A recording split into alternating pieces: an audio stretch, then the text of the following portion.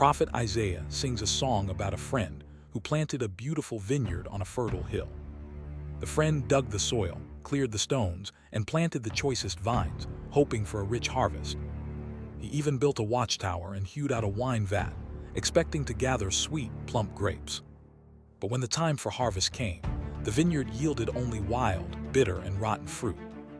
In his heartbreak, the owner tore down the walls and let the vineyard be swallowed by briars and thorns.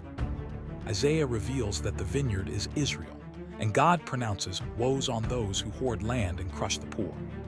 He condemns those who chase strong drink late into the night, feasting while ignoring the deeds of the Lord. They call evil good and good evil, stumbling in darkness because they have rejected the law of God. Because of their rebellion, the Lord's anger burns, and he will raise a signal for a distant, invading army. In the year that King Uzziah died, a time of great national sorrow, Isaiah's life changed forever. He saw a vision of the Lord sitting on a high and lofty throne, the train of his robe filling the temple. Above him stood the fiery seraphim, each with 6 wings, calling out that the Lord of hosts is holy. The foundations of the doors shook at the sound of their voices, and Isaiah cried out in terror, knowing he was a man of unclean lips. Then a seraph flew to him with a burning coal taken from the altar, touching it to his mouth to take away his guilt.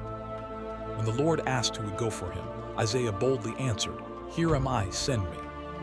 Meanwhile, an old blind man named Tobit instructs his son Tobiah to travel to Media to retrieve a sum of money.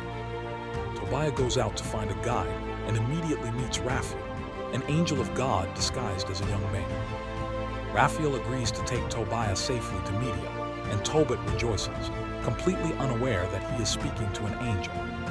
With tears and blessings, Tobiah and his angelic guide set out on their journey, followed closely by the family dog.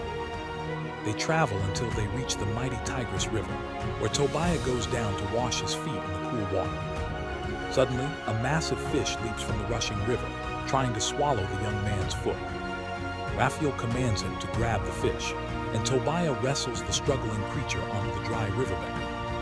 The angel tells Tobiah to cut the fish open and carefully save the gall, the heart, and the liver for medicine.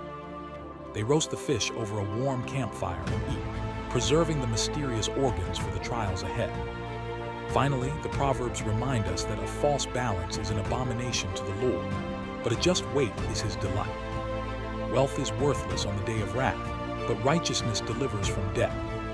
May God bless you and keep you today. Comment Amen if you receive it.